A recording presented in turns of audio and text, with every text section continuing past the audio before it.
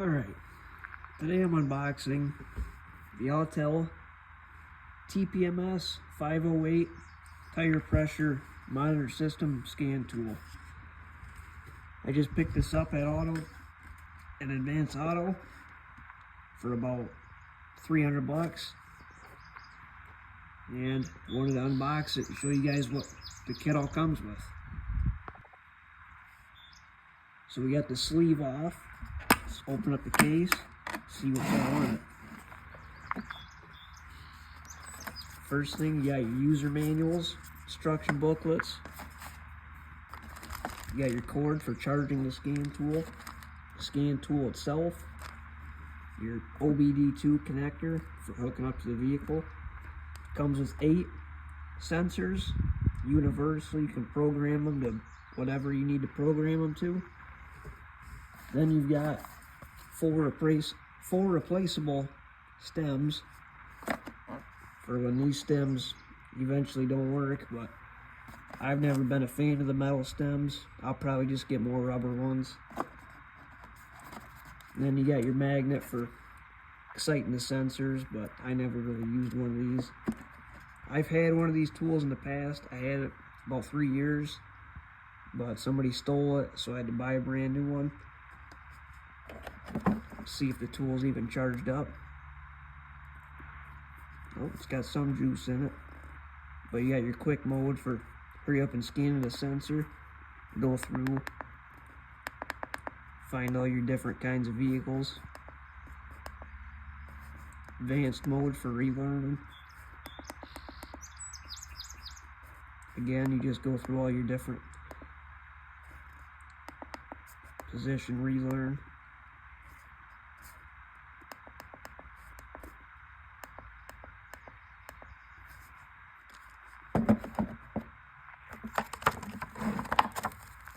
So let's get this off. Looks like they got some crazy shit holding this on. These are what the sensors look like. So as you can see, it's got a rubber stem. So just like a regular one, you pull it through the rim. These are actually like a push button, so when you pull it out, they can be kind of fidgety though, to do with one hand. But in theory, you're supposed to just be able to push the button, hurry up and change the valve stem. Unlike them old ones where they got the screw on the bottom. But you can, hold on a minute.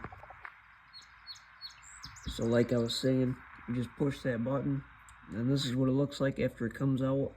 That's what the bottom of these are gonna look like too. And they want you to buy these exact same stems. However, this is the old style stem. Notice you got your air holes on the side. And on the bottom, it's used to taking the T10 screw. And if you look closely on the bottom of these Autel sensors, there's a hole.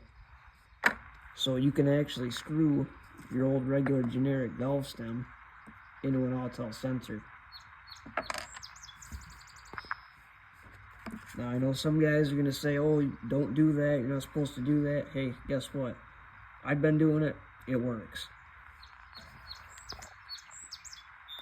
So now, programming a sensor, there's a couple different ways you can go about it, but I mean, I'll just hurry up and show you guys kind of how to program one. So say we're programming a Chevy, we'll do an Equinox, and then you can set the megahertz too, because these are universal, so it can be a 433 or a 315. Program sensor, and then I go to auto create 1 to 16. It's just the easiest. I'll make sure the sensor is away from all the other ones, because you don't want to program a whole bunch of them, or maybe you do. And just like how it says, you can program 1 to 16, so you can have 16 sensors here: 15, 14, 12, 1, 3. But click on that, and then you just let it sit there.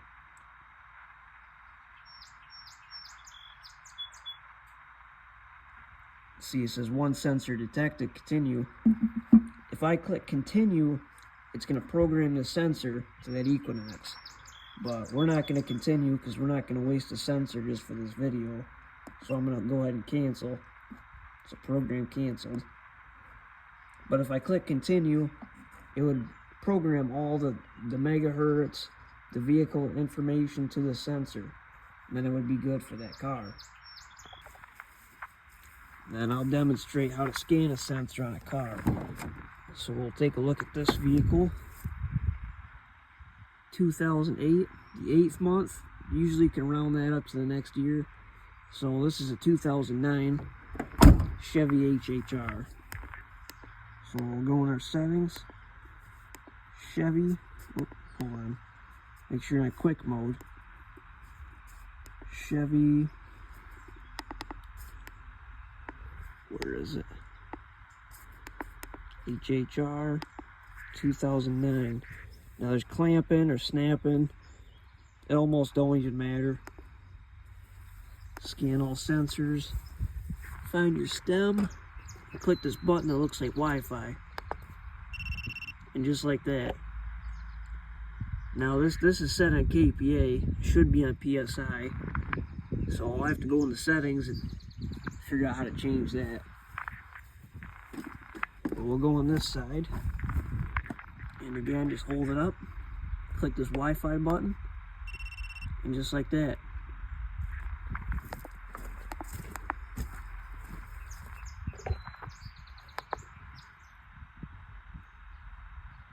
Now this HHR, it does have one bad sensor.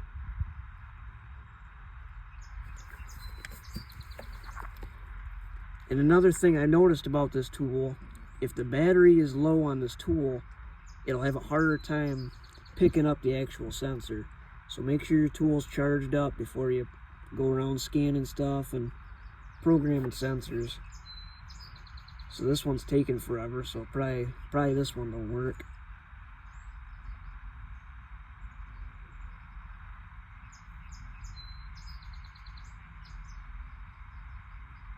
It'll beep too if it don't work.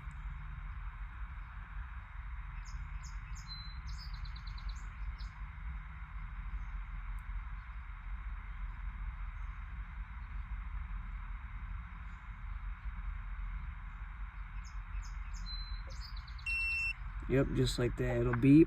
You'll see an X. We'll go to this other side. This one will probably pick up right away. Yep.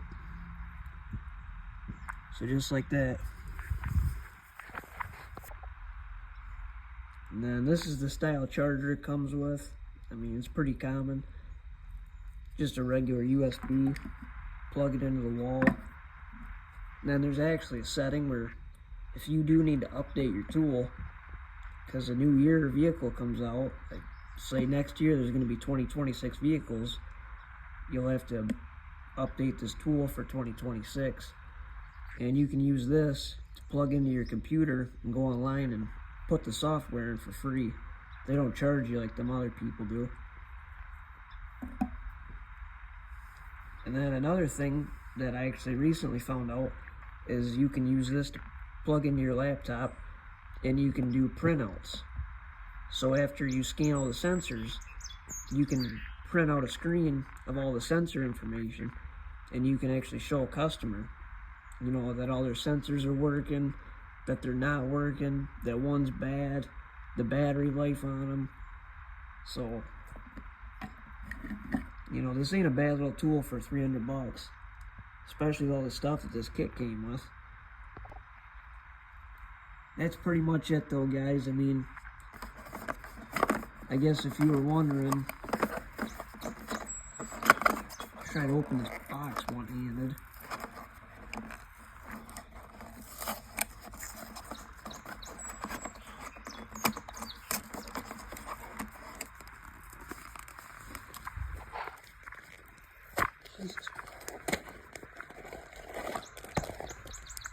This is the difference.